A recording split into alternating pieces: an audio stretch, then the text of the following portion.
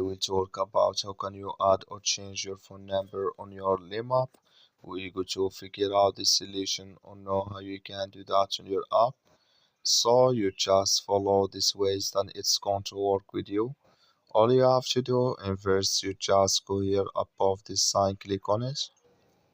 So then it's going to show for you a list like this here. Then all you have to do next, you just click on settings here, just click on it.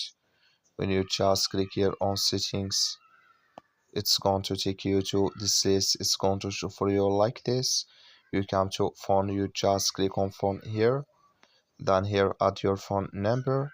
So then you click here on next, then you get your code from your phone number, then automatically it's going to add with you on your Limap.